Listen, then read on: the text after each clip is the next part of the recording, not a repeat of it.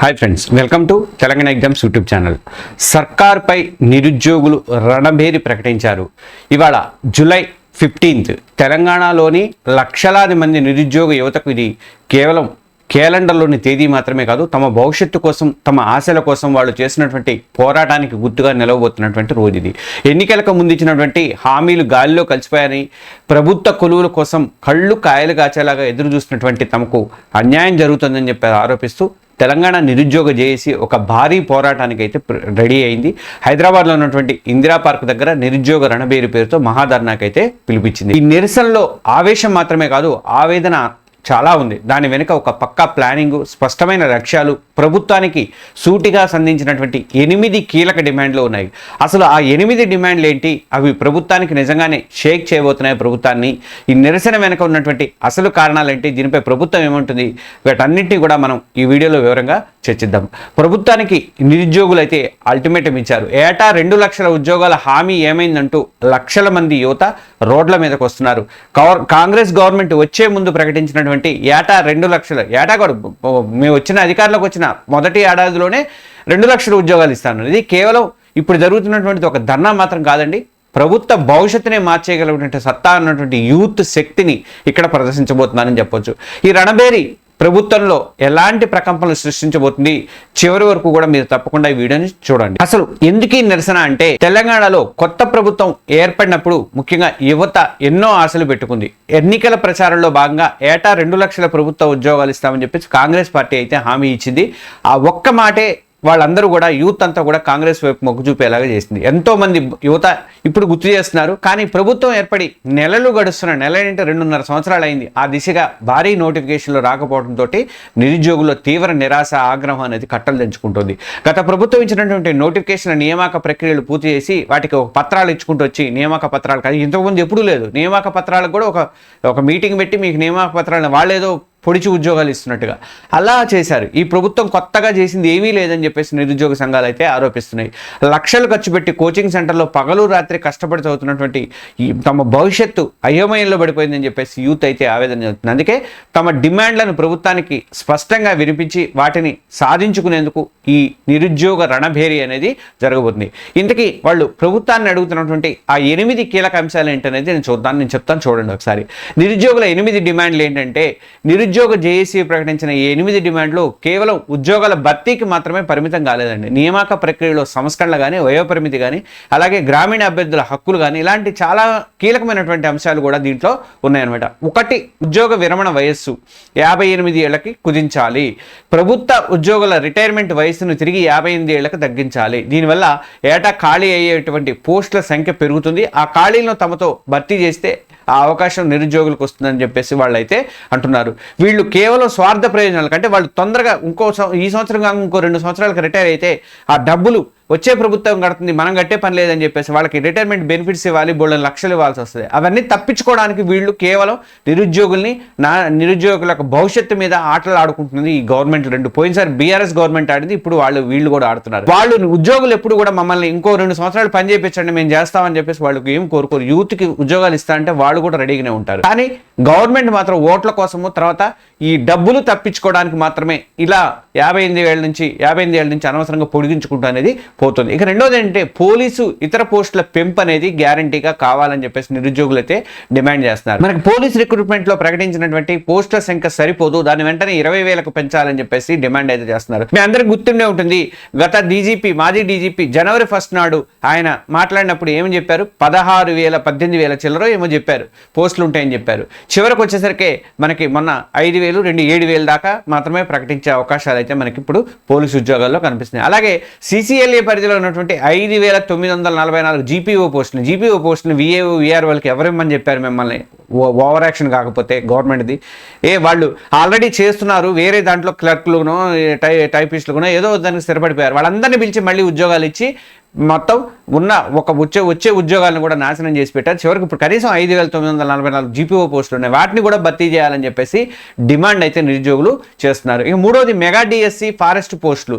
ఏళ్లగా ఎదురు చూస్తున్నటువంటి టీచర్ అభ్యర్థుల కోసం వెంటనే 25,000 పోస్టులతో మెగా డిఎస్సి నోటిఫికేషన్ వేయాలి అని చెప్పేసి డిమాండ్ చేస్తున్నారు. దాంతోపాటు అటవీ శాఖలో ఖాళీగా ఉన్నటువంటి 1393 ఫారెస్ట్ బీట్ ఆఫీసర్ పోస్టును కూడా వెంటనే భర్తీ చేయాలని చెప్పేసి నిరుద్యోగులు డిమాండ్ చేస్తున్నారు. ఇక 4వ డిమాండ్ ఏంటంటే టీజీపీఎస్సీ ద్వారా భారీ నోటిఫికేషన్లు రావాలి. తెలంగాణ పబ్లిక్ సర్వీస్ కమిషన్ ద్వారా గ్రూప్ 1, గ్రూప్ 2, గ్రూప్ 3, గ్రూప్ 4 వీటిలలో వేల సంఖ్యలో ఉద్యోగాలకు వెంటనే నోటిఫికేషన్ ఇవ్వాలని చెప్పేసి నిరుద్యోగులు డిమాండ్ చేస్తున్నారు. మరి 33 జిల్లాలు చేసినప్పుడు దానికి అనుగుణంగా కలెక్టరేట్లు ఏర్పడ్డాయి, దానికి అనుగుణంగా ఆర్డీఓస్లు ఏర్పడ్డాయి, కొత్త మండలాలు వచ్చినాయి. వీటన్నిటికి అనుగుణంగా మరి ఎందుకు పెంచలేదు? కొత్త ఉద్యోగాలు ఎందుకు సృష్టించలేదు గవర్నమెంట్ అనేది? పాత గవర్నమెంట్ అంతే చేసింది, ఇప్పుడు ఈ గవర్నమెంట్ కూడా దాన్ని కంటిన్యూ చేస్తుంది. కాబట్టి వాటిల్లో కూడా క్లర్క్ పోస్టులు కానీ గ్రూప్ 4 ఉద్యోగాలు, గ్రూప్ 3 ఉద్యోగాలు కూడా విపరీతంగా ఉన్నాయి. వాటన్నిటిని భర్తీ చేయాలని చెప్పేసి కోరుతున్నారు. ఇక 5th వన్ ఏంటంటే జీవో 46 రద్దు చేయాలి, వయో పరిమితి పెంచాలి. ఇది చాలా కీలకమైనటువంటి డిమాండ్ నిరుద్యోగులు ఇస్తున్నటువంటిది. పోలీస్ నియామకాల్లో స్థానికతకు సంబంధించినటువంటి జీవో 46 అనమాట. అంటే గ్రామీణ ప్రాంత అభ్యర్థులకు దీంతో తీవ్ర అన్యాయం జరుగుతోంది, దీన్ని వెంటనే రద్దు చేయాలని చెప్పేసి వాళ్ళు డిమాండ్ చేస్తున్నారు. అలాగే నోటిఫికేషన్ ఆలస్యం అవ్వడం వల్ల వయస్సు కోల్పోతున్న అభ్యర్థుల కోసం వయో పరిమితిని పెంచాలని చెప్పేసి కూడా అడుగుతున్నారు. మామూలు జనరల్గా పెంచినట్టున్నారు కానీ పోలీసు ఉద్యోగాలకు పెంచలేదు. మరి పోలీసు ఉద్యోగాలు కూడా పెంచాల్సిన అవసరం అయితే ఉంది. ఇక నిరుద్యోగ భృతి, ఎన్నికలకు ముందు కాంగ్రెస్ పార్టీ ఇచ్చినటువంటి మరో ముఖ్యమైన హామీ ఇది. నేను చెప్తుంటా కదా, నేను బయటకు వెళ్ళినప్పుడు గోడల మీద కనిపిస్తుంటా 4000 నిరుద్యోగ భృతి అని. వాళ్ళు అప్పట్లో వేసినటువంటి 2023 డిసెంబర్కి ముందు వేసినటువంటి ఆ పోస్టర్లు ఇప్పటికీ కనిపిస్తుంటాయి. ఓ రోజు తీద్దాం అనుకున్నాను, రేపు తీసి పెడతాం మీకు. నిరుద్యోగ జేఏసీ డిమాండ్ల ప్రకారం డిగ్రీ పూర్తి చేసి ఉద్యోగం కోసం ఎదురు చూస్తున్నటువంటి ప్రతి నిరుద్యోగి కూడా 5016 రూపాయల చొప్పున నిరుద్యోగ భృతిని వెంటనే అమలు చేయాలని చెప్పేసి వీళ్ళు డిమాండ్ చేస్తున్నారు. ఇక 7వది ఏంటంటే బ్యాక్లాగ్ పోస్టులు భర్తీ చేయాలి. ఎస్సీ, ఎస్టీ, బీసీ, మైనార్టీ వర్గాలకు చెందినటువంటి వేల సంఖ్యలో బ్యాక్లాగ్ పోస్టులు ఏళ్ల తరబడిగా భర్తీకి నోచుకోవట్లేదు, అవి ఖాళీగానే పడి ఉంటున్నాయి. కాబట్టి ప్రత్యేక డ్రైవ్ చేపట్టి వాటిని వెంటనే భర్తీ చేయాలని చెప్పేసి నిరుద్యోగులు అయితే డిమాండ్ చేస్తున్నారు. ఇక 8వది ఆఖరిది ఏంటంటే టీజీపీఎస్సీని ప్రక్షాళన చేయండి. గతంలో జరిగినటువంటి పేపర్ లీకేజ్ లాంటివి మళ్ళీ జరగకుండా, ఇప్పటికీ టీజీపీఎస్లో పర్మనెంట్ ఉద్యోగులు లేరు, ఇంకా వాళ్ళు కాంట్రాక్ట్ ఉద్యోగులతో నడిపిస్తున్నారు. వాళ్ళది ఏం పోయింది? వాళ్ళు పేపర్ 4 అమ్ముకొని 4 కోట్లు వెనకేసుకొని వెళ్ళిపోతున్నారు. అదే పర్మనెంట్ ఉద్యోగులు అయితే వాళ్ళకి మొత్తం పింఛన్ ఆగిపోతుంది, అదే ఆగిపోతుంది, ఇదే ఆగిపోతుంది అని భయం అని ఉంటుంది. అలాంటి భయం లేకుండా పోయింది. టీజీపీఎస్సీని పూర్తిగా ప్రక్షాళన చేయాల్సిన అవసరం అయితే ఉంది. పేపర్ లీకులను అరికట్టడానికి కఠినమైనటువంటి చట్టం తీసుకురావాల్సిన అవసరం కూడా ఉంది. యూపీఎస్సీ తరహాలాగా ట్రాన్స్పరెన్సీగా నియామకాలు జరపాలి. మరి ప్రభుత్వం ఏమంటుంది అంటే, మరి ప్రభుత్వం అయిపోయినటువంటి వాదన ఏంటంటే నిరుద్యోగుల ఆరోపణలు ప్రభుత్వం పూర్తిగా కొట్టేయట్లేదు, కానీ మేము చేస్తున్నటువంటి ప్రయత్నాలు ఏంటి అనేది వివరిస్తుంది. వాళ్ళు అధికారంలోకి వచ్చారట, నియామక ప్రక్రియ వేగంగా జరిగిందట, ఇప్పటికే 60,000 ఉద్యోగాల భర్తీ ప్రక్రియ చేసి నియామక పత్రాలు ఇచ్చామని చెప్పేసి ప్రభుత్వం ఘనంగా చెప్పుకుంటుంది. మరి ముఖ్యమంత్రి రేవంత్ రెడ్డి కూడా చాలాసార్లు జూన్ 2026 నాటికి 1,00,000 ప్రభుత్వ ఉద్యోగాలను భర్తీ చేస్తా ఉన్నాడు. మరి ఏమైంది? అది 60,000 చేస్తారు, కనీసం ఇంకా 40,000 అయినా చేయాలి మీరన్న మాటేగా. అసలు మీరు ఇచ్చిన ఏడాదికి 2 లక్షల ఉద్యోగాలు పోయినాయి, కనీసం లక్షలు అన్నా కనీసం ఆ 40,000 అయినా భర్తీ చేయడానికి నోటిఫికేషన్ ఇవ్వట్లే కదా. మరి టీఎస్పీఎస్సీని టీజీపీఎస్సీ చేసి ప్రక్షాళన చేసామని చెప్పేసి అడుగులు చేసామని చెప్పి ఏం ప్రక్షాళన చేశారు? పేరు మార్చిన తర్వాత ప్రక్షాళన అయిపోయినట్టనా? పారదర్శక నియామకాలు ఎక్కడున్నాయి? అసలు టీజీపీఎస్సీ దాటిన తర్వాత నియామకాలు ఏం పడ్డాయి? పాత వాటికి నోటిఫికేషన్లకి కంటిన్యూషన్గా ఎగ్జామ్ పెట్టాలని చెప్పించి ఏం చేసింది చెప్పండి? ఇక త్వరలోనే వేలాది నోటిఫికేషన్లు ఇస్తామని ఎప్పుడు త్వరలో జూన్ 2కి నోటిఫికేషన్లు వస్తాయని చెప్పి అందరూ ఎదురు చూసారు. జూన్ 2 పోయింది, జూలై 2 అయిపోయింది, మొత్తం ఆగస్టు కూడా వస్తుంది.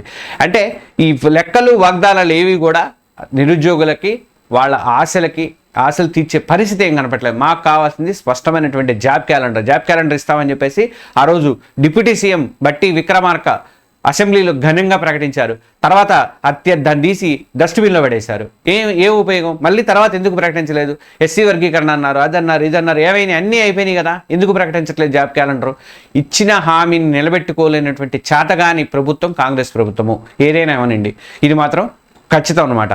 మరి ఈ నిరుద్యోగ రణబేరి అనేది ఇంపాక్ట్ ఎలా ఉంటుందంటే, ఇది ఖచ్చితంగా గవర్నమెంట్ మీద ఖచ్చితమైనటువంటి ఒత్తిడి తీసుకురావాలని చెప్పి యువతలో అయితే పెరుగుతున్నటువంటి అసంతృప్తి కానీ ప్రభుత్వానికి రాజకీయంగా పెద్ద తలనొప్పిగా మారుతుందని చెప్పి నేనైతే అనుకుంటున్నాను. ఒకవేళ డిమాండ్లు అంగీకరిస్తే ప్రభుత్వం భారీ ఆర్థిక భారం పడుతుందని ఆలోచిస్తుంది.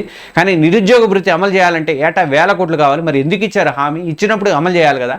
మరోవైపు డిమాండ్లు పట్టించుకోకపోతే మాత్రం ఇది పెద్ద రాజకీయ నష్టానికి దారితీస్తుంది. నెక్స్ట్ ఎన్నికల్లో వాళ్ళ ఎలక్షన్లో గెలిచే అవకాశం ఎట్టి పరిస్థితిలో ఉండదు. వాళ్ళు ఏమనుకుంటున్నారు కానీ యువత కానీ విద్యార్థి సంఘాలు కానీ కలిసికట్టుగా రోడ్ల మీదకి వస్తే మాత్రం అది రాష్ట్ర వ్యాప్తంగా ప్రభుత్వ వ్యతిరేకతకైతే దారితీస్తుంది. గతంలో తెలంగాణ ఉద్యమంలో మనం చూసిన యూత్ ఎంత పాత్ర పోషించారో మనకు ఉస్మానియా యూనివర్సిటీ కానీ, కాకతీయ యూనివర్సిటీ కానీ, పాలమూరు యూనివర్సిటీ కానీ, యూనివర్సిటీలు అన్నీ కూడా మనకు తెలుసు.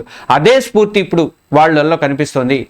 దాన్ని ఎదుర్కోవటం ప్రభుత్వానికి పెద్ద సవాల్గానే మారుతుంది. పోలీసులతో ఇప్పుడైతే అడ్డుకోవచ్చేమో కానీ అది మాత్రం ఆ అసంతృప్తి అనేది గ్యారంటీగా ఉంటుంది.